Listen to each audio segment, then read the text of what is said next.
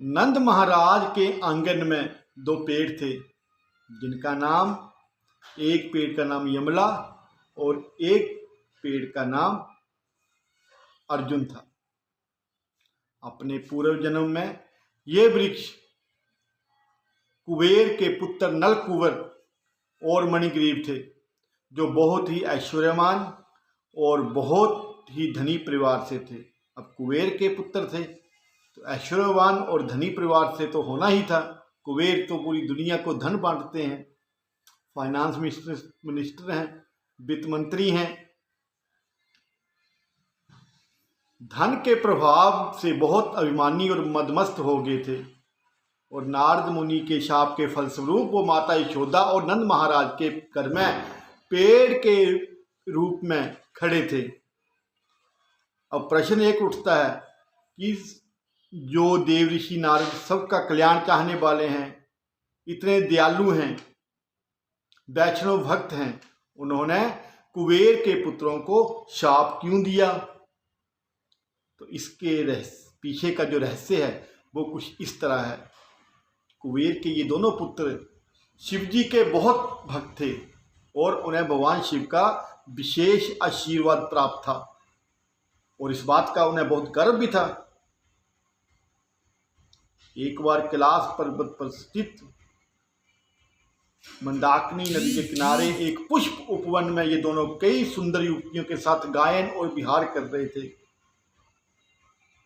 गायन और विहार आजकल की भाषा में हम उसको स्विमिंग पूल भी कह सकते हैं, कि जैसे आजकल स्विमिंग पूल में औरतें और मर्द एक साथ नहाते हैं, वैसे ही वो नहा रहे थे।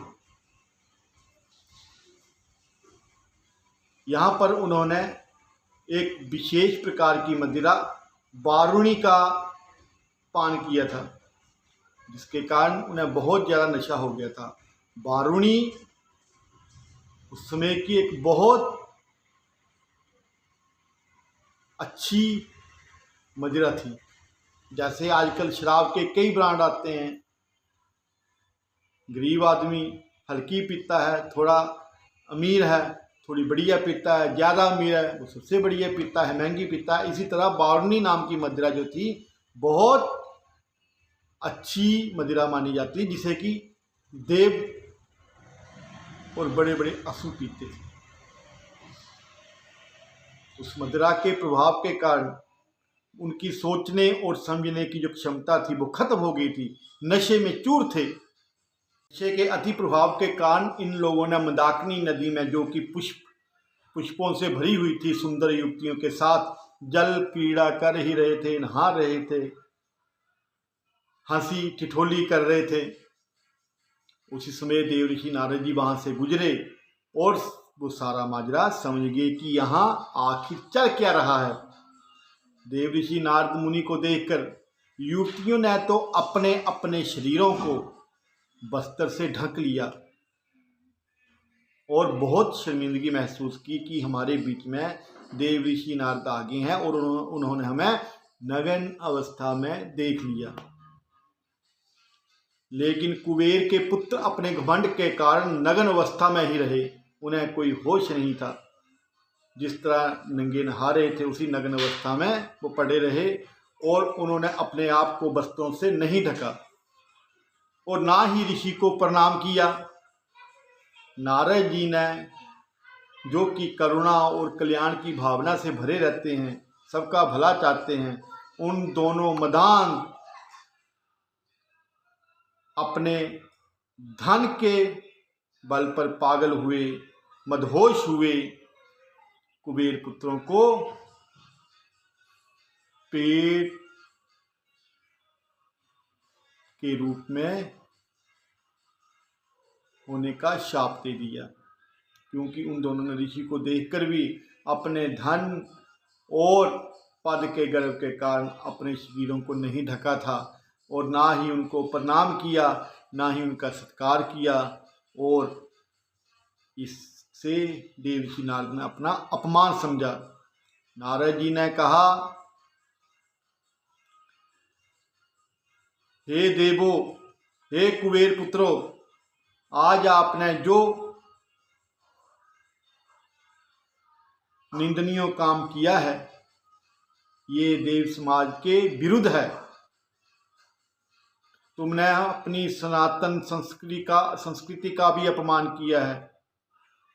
अपने पद के गर्व के कारण, अपने धन के अभिमान के कारण ना ही तुमने एक ऋषि को प्रणाम किया, ऊपर से तुम नग्न अवस्था में रहे। तुमने जरा भी अपने आप को लज्जित महसूस नहीं किया, इसलिए तुम्हें ये श्राप मिला है। अब वो कुबेर पुत्र ऋषि नारद के पांव पड़ गए। कहते, देव ऋषि नारद, हमें अपनी भूल का पता चल चुका है, हमें अपनी भूल पर पश्चाताप है, हमें माफ़ कीजिए, हमें माफ़ी दीजिए।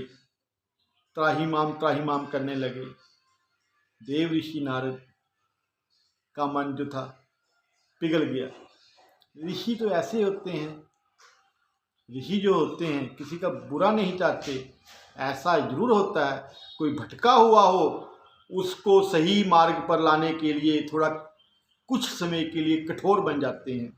श्री नारद जी ने कहा, द्वापर में श्री कृष्ण जी के दर्शन के उपरांत ही तुम इस जड़ योनि से मुक्त हो सकोगे और मेरे आशीर्वाद की वजह से तुम्हें अपने पूर्व जन्म और कर्म का स्मरण सदैव रहेगा। इतना कहकर नारद मुनि वहां से अपने आश्रम को चले गए।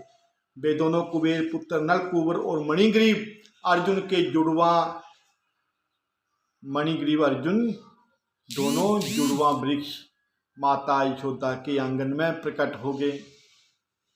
देव ऋषि नारद के वचनों को सत्य करने के लिए छोटे से बाल कृष्ण जिस उखल से बंधे थे उसी उखल को घसीटते हुए उन दोनों पेड़ों की ओर धीरे धीरे चल पड़े और दोनों अर्जुन और मणिग्रीव पेड़ों के बीच से निकल गए, परंतु उखल उन दोनों पेड़ों के बीच में अटक गई। इसके फलस्वरूप कन्हैया आगे नहीं बढ़ पा रहे थे, जिसके कारण उन्होंने उखल को निकालने के लिए थोड़ा और खींचने का प्रयत्न किया। थोड़ा और खींचते हुए जोर लगाया। जोर लगते ही दोनों विशाल वृक्ष जड़ से उखड़ गए और जोर की आवाज के साथ भूमि पर गिर पड़े।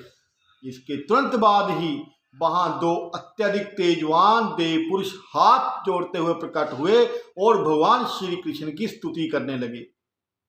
कुबेर पुत्रों ने कहा, आप सभी कारणों के कारण स्वरूप सृष्टियों के आदि से परम भगवान हैं और सभी जीवों के अंदर परमात्मा रूप में निवास करते हैं। आपके बारे में स्वयं शिव, ब्रह्मा आदि परम योगी तक ठीक से नहीं जानते। प्रभु, जिनके लिए आपके दर्शन दुर्लभ हैं, उन्हीं श्री हरि के मनोहारी बाल रूप के साक्षात दर्शन हमें देकर नारद जी की कृपा और आशीर्वाद से आपने हमें धन्य किया है। वास्तव में नारद जी ने हम दोनों भाइयों पर करुणा के कारण ही शाप दिया और उस शाप के कारण ही अखिल ब्रह्मांड के नियंता के दर्शन हम पा रहे हैं। इस तरह बहुत प्रकार से स्तुति करने के कारण उसके उपरांत उन दोनों ने उन परमेश्वर की परिक्रमा की और भगवान श्री कृष्ण की आज्ञा से स्वर्ग लोक की ओर प्रस्थान किया। उन दोनों वृक्षों के जोरदार तरीके से गिरने की आवाज के कारण माता यशोदा भी भागी भागी बाहर को आई। आसपास के सभी पड़ोसी ग्वाल ने सब भागे भागे नंद बाबा के घर की ओर आए और आश्चर्य करने लगे कि ये पेड़ गिर कैसे गए। मैया यशोदा ने तुरंत अपने लल्ला को गोदी में उठा लिया, उखल से बांधी रस्सी को खोला और अपने हृदय से लगा लिया और भगवान को धन्यवाद किया कि उनका लल्ला सुरक्षित है।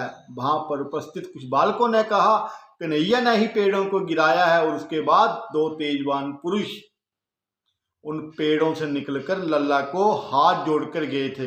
लेकिन उन बालकों की बात पर किसी को विश्वास नहीं हुआ, क्योंकि गोकुल में सभी कृष्ण के प्रेम में इतने सरोवर थे कि उन्हें तो हर तरफ कृष्ण ही कृष्ण दिखते थे। कृष्ण में भगवान नहीं दिखते थे। कृष्ण में छोटा सा बालक, मनोहारी बालक जो सबके हृदय को चुरा लेता है, वो बालक दिखता था जिससे सभी प्रेम करते थे।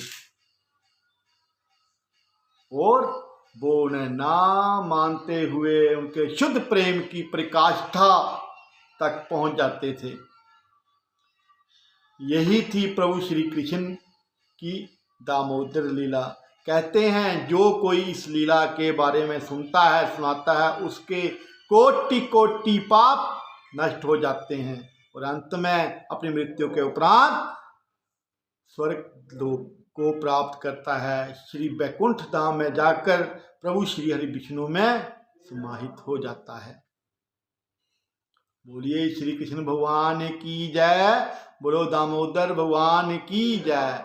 भगवान श्री हरि विष्णु आप सब पर कृपा करें, अपना प्रेम बरसाए रखें, अपना आशीर्वाद बरसाए रखें, अपनी दया दृष्टि रखें। वीडियो को ज़्यादा से ज़्यादा शेयर करना। अगर आपने हमारा चैनल सब्सक्राइब नहीं किया तो चैनल को सब्सक्राइब करना। जय श्री राम। राधे राधे राधे राधे।